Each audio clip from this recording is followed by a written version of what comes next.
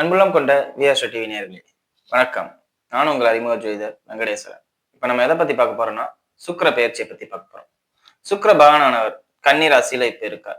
இந்த கன்னில இருந்து துலாத்துக்கு ஐப்பசி மாசம் 16ஆம் தேதி, இங்கிலீஷ்க்கு சொல்ல போனோம்னா அக்டோபர் 2ஆம் தேதி, நவம்பர் 2ஆம் தேதி இந்த காலகட்டத்துல சுக்கிரன் கன்னி ராசியில இருந்து துலா ராசிக்கு நீச்ச நிலையில இருந்து ஆட்சி நிலைக்கு மாறுறார். இப்படி மாறும் போதுல என்னென்ன மாதிரியான மாற்றங்கள் நிகழும்னா ஐடி செக்டார் சம்பந்தப்பட்ட துறையில நல்ல முன்னேற்றத்தை கொடுக்கும். காரணம் என்ன, சுக்கிரன் தான் இந்த கம்ப்யூட்டர் சம்பந்தப்பட்ட அனைத்து விஷயங்களையும் கொடுக்குறாரு. கம்ப்யூட்டர் சம்பந்தப்பட்ட அமைப்பு, ஆடம்பர விடுதின்னு சொல்லக்கூடிய ஏசி ரெஸ்டாரண்ட், இந்த மாதிரி அமைப்பு. அதே மாதிரி பொதுவா ஏசி இருக்கிற இடம் கூடவே சுக்கிரன் சம்பந்தப்பட்ட இடம் தான். அதே மாதிரி கம்ப்யூட்டர் ரிலேட்டட் அனைத்துமே சுக்கிரன் சம்பந்தப்பட்டது தான். அலங்கார பொருள்லாம் என்ன, நகை சம்பந்தப்பட்டது, பியூட்டி பார்லர் சம்பந்தப்பட்டது. அதே மாதிரி துணியின் சம்பந்தப்பட்டதுலயும் பட்டு துணிகளுக்கு இந்த காலகட்டத்துல மதிப்பு அதிகமாகும். தீபாவளி முடிஞ்சிருச்சு, இனிமே என்ன மதிப்பு அதிகமாகும் அப்படின்னு கேட்டா, ஏதாவது ஒண்ணு அந்த ஃபீல்டுல இருக்கிறவங்களுக்கு ஆதாயகரமான, கவர்மெண்ட் ஒருவேளை திடீர்னு ஜிஎஸ்டி குறைக்கலாம், டாக்ஸ் ரிலேட்டடா எல்லாமே கம்மி பண்ணலாம். அதே மாதிரி கோல்டு சம்பந்தப்பட்ட அமைப்புல, கோல்டுனா தங்கத்துக்கு இல்ல, நகையா இருக்கும் பாத்தீங்களா, தங்கத்திலிருந்து நகையா மாற்றப்படுது, அதுல ஏதாவது ஜிஎஸ்டி சம்பந்தப்பட்ட அமைப்புகள் குறைக்கலாம், இல்லாட்டி டாக்ஸ் சம்பந்தப்பட்ட அமைப்புகள் குறைக்கலாம். விலை குறையும் சொல்லல, தங்கம் விலை குறையும் சொல்லல, ஆனா அந்த வரி சம்பந்தப்பட்ட அமைப்புகள் அரசாங்கம் குறைச்சு கொடுக்கும் அப்படிங்கிறத சொல்லலாம். அதுவும் இல்லாம சூரியனும் சுக்கிரனும் சேருவாங்கல்ல, அப்ப சூரியன் நீச்சபங்க ராஜயோகம் அடைகிறார்.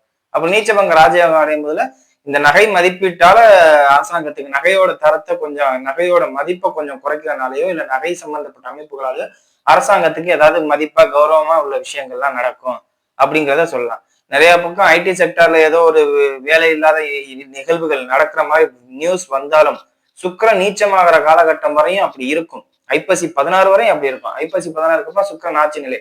வேலை ஒரு பக்கம் போனாலும் இன்னொரு பக்கம் வர்ற மாதிரி சூழ்நிலை அமைப்புகள் ஏதோ ஒரு ரூபத்துல கிடைக்கும். ஐடி செக்டருக்கு ஐப்பசி 16க்கு பின் சூப்பரா இருக்கும் அப்படிங்கிறத சொல்லலாம். அதே மாதிரி வர்த்தக ரீதியா நிறைய பேர் கொஞ்சம் கவனமா இருங்க. குறிப்பா இந்த கடல் கடந்து வர்த்தகம் பண்றவங்க பாத்தீங்களா, இம்போர்ட் எக்ஸ்போர்ட் சம்பந்தப்பட்ட அமைப்புகள்ல இருக்கிறவங்க எல்லாம் கொஞ்சம் கவனமாகவும் எச்சரிக்கையாகவும் இருக்கணும். அதிகப்படியான முதலீடு போட்டு கடன் சம்பந்தப்பட்ட அமைப்புகள்ல மாத்திக்காதீங்க. அதே மாதிரி பெட்ரோல் பங்க் சம்பந்தப்பட்ட விஷயங்களால அரசாங்கத்துக்கு முதலீடு இழப்பு சம்பந்தப்பட்ட அமைப்புகளோ இல்ல அரசாங்கத்துக்கு கேட்ட, அப்ப என்ன, பெட்ரோல் திடீர்னு விலை ஒரு ஏறலாம், என்னாச்சு பாக்காம, இப்ப தங்கம் எப்படி ஏறுனுச்சு அந்த மாதிரி பெட்ரோலும் காசு கூட வரலாம் அப்படிங்கிற ஒரு சூழ்நிலைகள்லாம் நடக்கும்.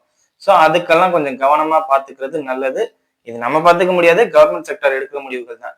சோ இப்படி இருக்கும் போதுல 12 ராசிகளுக்கும் எப்படி இருக்கும் அப்படிங்கிறத வாங்க பார்ப்போம். கும்பராசி என்பர்களே, ராசிக்கு 9ஆம் இடத்தில் சுக்கிர பகவான் சஞ்சாரம். 9ஆம் இடத்திலே சுக்கிர பகவான் ஆட்சி பலத்தையும் பெறுறார். அப்படிங்கும் போதுல உங்களுக்கும் தந்தைக்கும் உண்டாயின வாக்குவாதம்லாம் குறைஞ்சு அமைதி வரும். அதாவது நீங்க என்ன சொல்றீங்கிறத உங்க தந்தை காது கொடுத்து வாங்குவாரு. அதே மாதிரி உங்க தந்தை என்ன சொல்ல போறாருங்கிறத நீங்க காது கொடுத்து வாங்குவீங்க. உங்களுக்கும் அவங்களுக்கும் உண்டான பிரச்சனை குறையுது அப்படிங்கிறத சொல்லலாம். இத்தனை நாள் கூட சுக்கிரன் நீச்சமாகுது, சனியோட பார்வையில இருக்கு, அந்த மாதிரி விஷயங்கள், தந்தை பாதிக்கப்படுறாருங்க அமைப்பு, அவமானப்படுற அமைப்பு, இதெல்லாம் நடந்துச்சு. இப்ப சுக்கிரன் ஆட்சி பலத்துக்கு வருது. சுக்கிரன் ஆட்சி பலத்துக்கு வருதுங்கும் போதிலே தந்தைக்கும் உங்களுக்கும் உண்டான பிரச்சனை எல்லாம் குறைஞ்சு மனஸ்தாபங்கள்லாம் நீங்கி எல்லாமே நல்லா வருது அப்படிங்கிறத சொல்லலாம். இன்னும் சொல்ல போனா தாய் தந்தையராலே உங்களோட பெயர் வெளியில வரும். ஏன்னா சுக்கிரன் 9ஆம் இடத்துக்கு வரும்போதுல 4ஆம் அதிபதியும் சுக்கிரன். தாய் தந்தையராலே உங்கள் பெயர் வெளியில வரும், உங்களுக்கு மகிழ்ச்சி கிடைக்கும். மகிழ்ச்சிங்கிறதே தாய் தந்தையரால உங்களுக்கு கொடுக்கப்படும் சந்தோஷமான நிகழ்வுகள், ஆடம்பரமான நிகழ்வுகள், இல்லாட்டி சுப நிகழ்ச்சிகள், உங்கள் தாய் தந்தையரே உங்களுக்கு சுப நிகழ்ச்சிகள் நடத்தி வைக்கிற மாதிரி உள்ள சூழ்நிலைகள், இந்த மாதிரி எல்லாம் நடக்கும். சரிங்களா? அதே மாதிரி ராசிக்கு 9ஆம் இடத்துல சுக்கிரன் வர்றதுனால உங்களுக்கு 2ஆம் திருமணம் சம்பந்தப்பட்ட அமைப்பு, குறிப்பா 11ஆம் அதிபதினு சொல்லக்கூடிய குரு பகவான் உச்ச நிலை அடைகிறார் 6ஆம் இடத்துல. இப்ப 6ஆம் இடத்துல குரு பகவான் உச்சமடைகிறாருங்கும் போது என்ன ஆகும், திருமணம் சம்பந்தப்பட்ட அமைப்புல, 2ஆம் திருமணம் சம்பந்தப்பட்ட அமைப்புல கொடுக்கறதுக்கான வாய்ப்புகள் அதிகமா இருக்கு இந்த காலகட்டத்துல அப்படிங்கிறத சொல்லலாம். இது யாருக்கு பாசிட்டிவ்னா, வாழ்க்கையை இழந்தவங்களுக்கு. ஏன்னா ராசியில ராகு போறதுனால இந்த காலகட்டத்துல பெண்களாக இருக்கும் பட்சத்தில், ராகுனாவே கணவனை இழந்தவர்கள் அர்த்தம். பெண்களாக இருக்கும் பட்சத்தில், ராகு தசையோ ராகு புத்தியோ நடக்கிறவங்க கணவனை இழந்தவர்களாக இருக்கும் பட்சத்தில் இந்த காலகட்டத்துல 2ஆம் திருமணம் கைகூடி வரும் அப்படிங்கிறதுல எந்த மாற்றமும் இல்லை. ஏன்னா 2ஆம் அதிபதியும் 11ஆம் அதிபதியும் உச்சம். வருமானத்துக்கும் எந்த குறையும் இல்லை. சோ வருமானம் ரிலேட்டடான விஷயமும் இந்த காலகட்டத்துல அற்புதமா இருக்கும், எந்த பாதிப்பும் இல்லாம நல்ல முறையில முன்னேற்றத்தை கொடுக்கக்கூடிய தன்மையில இருக்கும் அப்படிங்கிறத சொல்லலாம்.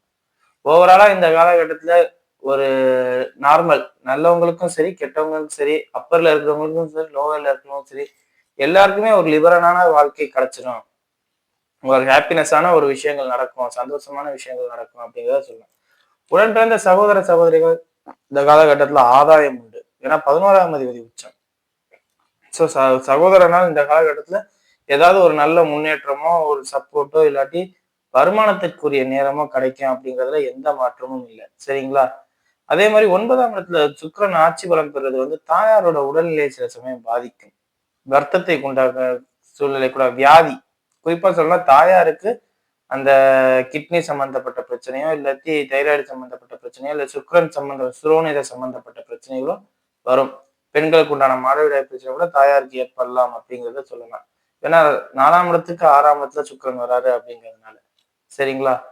அதே மாதிரி தந்தைக்கு எல்லா வகையிலும் முன்னேற்றத்தையும் குறிப்பா மகிழ்ச்சியை தருவீங்க.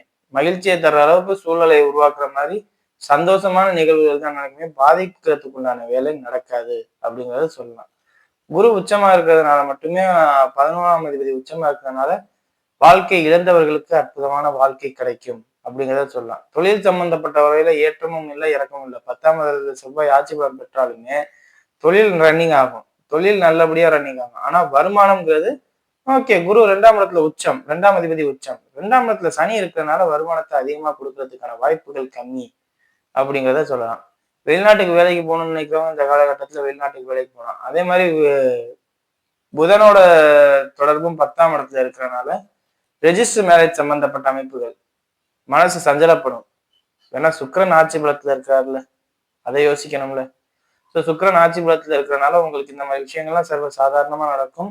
மனசஞ்சலப்படாம நிதானமா போனீங்கன்னா எல்லாமே உங்களுக்கு நல்லா இருக்கும் அப்படிங்கிறத சொல்லலாம். சரிங்களா?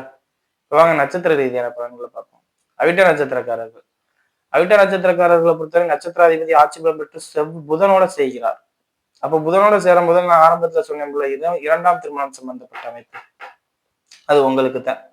ஸோ உங்களுக்கு இந்த காலகட்டத்துல வாழ்க்கை இழந்தவங்க, எனக்கு வந்து ஆல்ரெடி ஒரு மேரேஜ் ஆகி டைவர்ஸ் ஆயிடுச்சு, இல்ல ஆல்ரெடி ஒரு மேரேஜ் ஆகி ஏதோ ஒரு சூழ்நிலையில நான் விட்டு வர சூழ்நிலை வந்துருச்சு, அவங்க என்னை விட்டு போயிட்டாங்க அப்படிங்கிற மாதிரி சூழ்நிலையில இருக்கிறவங்களுக்குலாம் 2ஆம் திருமணம் சிறந்த அமைப்பு கண்டிப்பா அமையும். அதே மாதிரி தொழில்ல அதிபயங்கர லாபம். 11ஆம் அதிபதி உச்சம் உங்களுக்கு கடுமையா வேலை செய்யும்.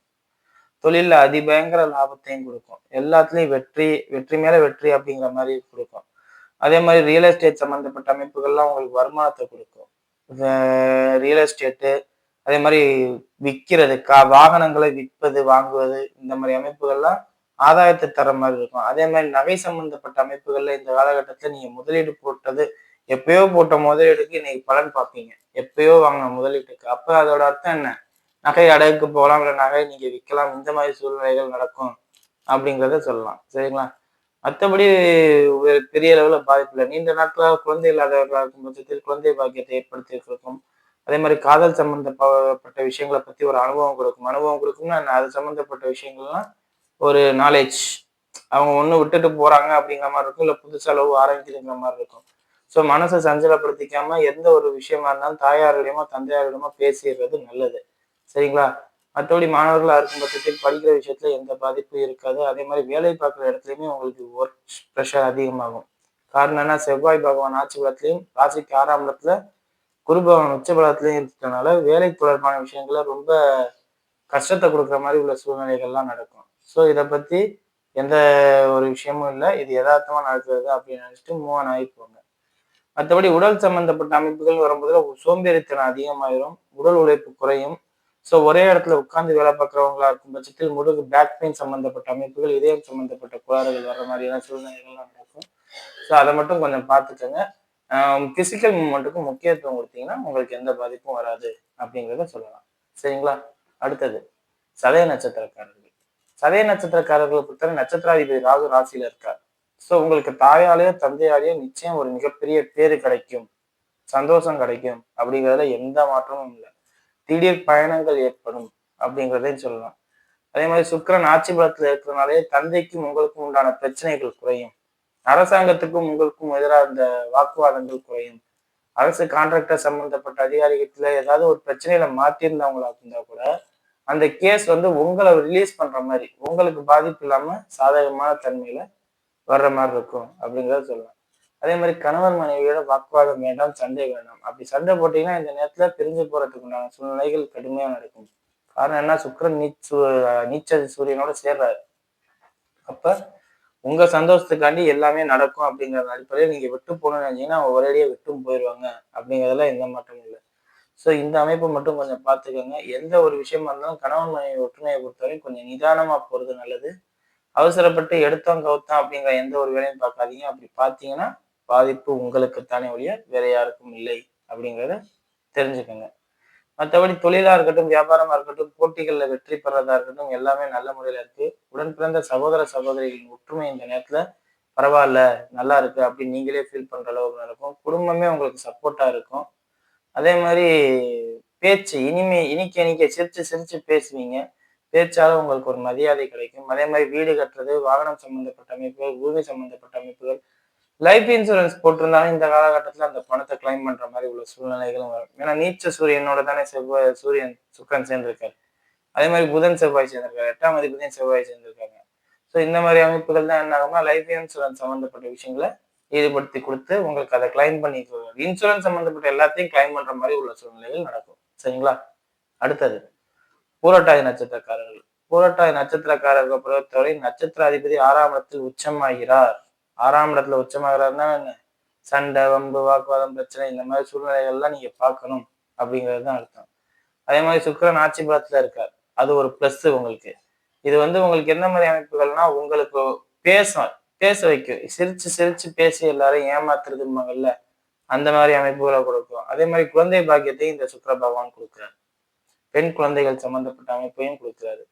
ஸோ இந்த சுக்கிர பயிற்சியானது உங்களுக்கு குழந்தை இல்லாதவர்களுக்கு குழந்தை பாக்கியமும், காதல் சம்பந்தப்பட்ட அமைப்புகள்ல வெற்றியை கொடுக்குற மாதிரியும், அதே மாதிரி பேசுறதுக்கு உண்டான சூழ்நிலையை கொடுக்குற மாதிரியும், தங்கள் உங்களோட ஆசைகள் என்னவோ எனக்கு இது வேணும் அப்படின்னு நினைச்சீங்கன்னா அதை அடையிறதுக்கு உண்டான தன்மையை கொடுக்கும்.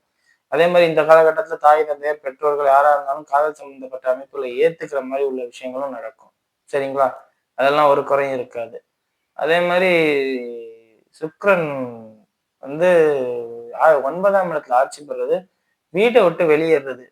அதே மாதிரி இதெல்லாம் எப்பன்னா ஐப்பசி 20 தேதிக்கு மேல நீங்க பாப்பீங்க. வெளிநாட்டுக்கு போறது, வீண் விரயங்கள் ஏற்படுறது, மருத்துவ செலவு நடக்கிறது. அதாவது சுக்கிரன் ஐப்பசி 16க்குள்ள வர்றாருன்னா ஐப்பசி 20க்கு அப்புறம் இதெல்லாம் ஐப்பசி 16ல இருந்து 20 வரை நடக்கும். ஐப்பசி 20க்கு அப்புறம் அந்த நீச்ச சூரியனால அஸ்தமனப்படுத்துறாரு சுக்கிரன். அப்படிங்கும்போது வீட்டை விட்டு வெளியேறது, மருத்துவமனைக்கு போறது, செலவு பண்றது, தேவையில்லாத விபத்துக்களை சந்திக்கிறது, உங்களுக்கே பெரிய அசிங்கங்கள் ஏற்படுறது. குரு உச்சமா இருந்தாலுமே அந்த ஐப்பசி 20, 25 வரும். 20 வரையும் ஓகே. 25க்கு அப்புறம் வக்ரமும் ஆயிடுறாரு. உங்க நட்சத்திர அதிபதியும் வக்ரமாறாரு, ராசி ஆகிறார். அப்ப நீங்களே தவறான முடிவுகள் எடுக்கிறது. சுக்கிரன் ஆட்சி பலத்துல இருக்காருன்னா முதல் 2 நட்சத்திரக்காரர்களுக்கும் சூப்பரா வேலை செய்யாரு. உங்களுக்கு சூப்பரா வேலை செய்வார். 20 வரை நல்லா இருக்கும். 16ல இருந்து 20 வரையும். வேணா 4 நாளுக்கு ஆட்சி பலத்துக்கு உண்டான வேலையை செய்வார். அப்புறமா அஸ்தமனம் ஆறாருல சூரியனோட சேர்ந்து. அப்ப அஸ்தமனம் ஆகிறதுக்கு உண்டான வேலையை பார்க்கணும்ல. அப்படியே பார்க்கணும்னா தாயாரோட உடல்நிலைக்கோ தந்தையாரோட உடல்நிலைக்கோ ஏதோ பாதிப்பு ஏற்படுறது, இல்லாட்டி உங்களுக்கே ஏதாவது பாதிப்பு ஏற்படுறது, இது அதிகப்படியா தாய் தந்தையார் உங்களுக்கு மருத்துவமனைக்கு போற மாதிரி உள்ள சூழ்நிலைகள் நடக்கும். அப்படிதான் நடக்கும். அதாவது நீங்க உங்க சகோதர சகோதரிகளாலோ தாய் தந்தையாரோ உறவினர்களாலோ நீங்க பாதிக்கப்பட்டு மருத்துவமனைக்கு போற அமைப்பு, செலவு பண்ற அமைப்பு, இல்லாட்டி உங்களுக்கு ஏதாவது சுப செலவுகள், மொத்தத்துல பணங்காசுகளை விரயம் பண்ணுவீங்க, சேர்க்க மாட்டீங்க. இந்த சுக்கிர பயிற்சியில் நீங்க குரு உச்சமா இருந்தாலும் வக்ரமான பின் ஐப்பசி 25க்கு பின் செலவு அதிகமா பண்ணுவீங்க. அதெல்லாம் கொஞ்சம் பார்த்துக்கங்க. அதே மாதிரி சுயதொழில் செய்யணும்னு நினைக்கிறவங்க இந்த காலகட்டத்துல அதுக்கு உண்டான ஏற்பாடுகள் பண்றது நல்லது. ஏன்னா எதுக்கோ பணத்தை செலவு பண்றது, தொழில் செஞ்சு செலவு பண்ணோம்னா அது முதலீடாக கூட பின்னாடி மாறலாம் அப்படிங்கிற ஒரு அமைப்புல சொல்றேன். சரிங்களா? வீடியோ இப்பதான் ஃபர்ஸ்ட் டைம் பார்க்குறதா லைக் பண்ணுங்க, ஷேர் பண்ணுங்க, கமெண்ட் பண்ணுங்க. சேனல் மறக்காம சப்ஸ்கிரைப் பண்ணுங்க. வேற எதுவும் கீழே ஒரு நம்பருக்கு கால் பண்ணுங்க.